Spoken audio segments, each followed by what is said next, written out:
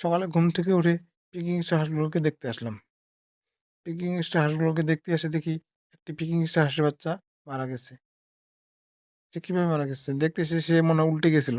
উঠতে পারেনি, তার জন্য সে সেভাবেই মারা গেছে। কারণ বর্তমানে যে শীত, শীতের মধ্যে যে ঠান্ডা, ঠান্ডার মধ্যে সে বেশিক্ষণ সার্ভাইভ করতে পারেনি। সে উঠতেও পারেনি, সে সেভাবেই মারা গেছে। কী করার আছে আর? এটা না কপালে ছিল আমার। তারপর পিকিং স্টার বাচ্চাটাকে ফেলে দিয়ে আবার চলে আসলাম দেশি হাঁসের খামারে। দেশি হাঁসগুলোকে ছেড়ে দেওয়ার পর দেখতেছি দেশি হাঁসগুলো আমার ডিম দিছে। প্রায় আজকে 5 মাস, 5.5 মাস পর আমার দেশি হাঁসগুলো ডিম দিছে। দেখতেছি মোট মিলে 5টা ডিম দিয়েছে। দেশি হাঁস আগে অনেকগুলোই ছিল, কিন্তু রাখি নাই সবগুলো, মনে করো বিক্রি করে দিছি। বর্তমানে আর বেশি না, বেশি মানে 15টার মতো আছে। দেশি হাঁসগুলো ছাড়ার পর ডিমগুলো সংগ্রহ করে আবার পিকিং হাঁসের খামারে চলে আসলাম। খামারে এসে পানির পাত্রগুলো একত্র করে রাখলাম। একত্র করে রাখার পর যে নেটগুলো আছে, নেটগুলো ভালোভাবে পরিষ্কার করতেছি।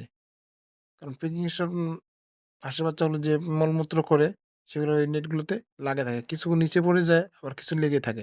তার জন্য প্রতিদিন আমাকে সকাল টাইমে রোদ যখন উঠে সেই সময়টায় পরিষ্কার করে দিতে হয়, যেন কোনো রোগ জীবাণু না ছড়ে।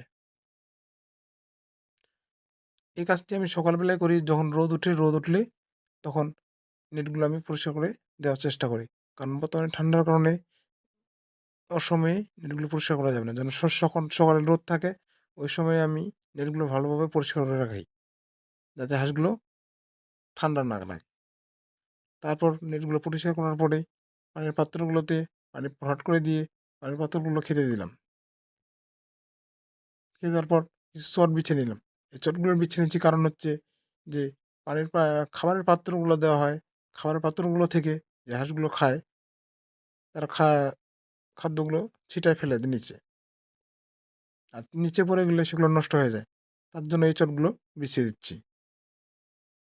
কারণ এই চটগুলোর উপর খাওয়ার পাত্রগুলো দিলে খাওয়ার পাত্র থেকে যে খাবার পড়ে যায় সেই চটগুলোতে থাকে। তখন ওগুলো আমি সংগ্রহ করে আবার খাবার পাত্রে উঠায় দিতে পারি। তাতে আমার খাবার নষ্ট কম হয়। আর না হলে চটগুলো বিছায় না দিলে সেই খাবারগুলো নিচে পড়ে যায় এবং সেই খাবারগুলো নষ্ট হয়ে যায়। বন্ধুরা, আমার পেজটিকে লাইক এবং ফলো করে দেন। আর ইউটিউব থেকে দেখলে সাবস্ক্রাইব করে দিয়েন এবং লাইক করিয়েন।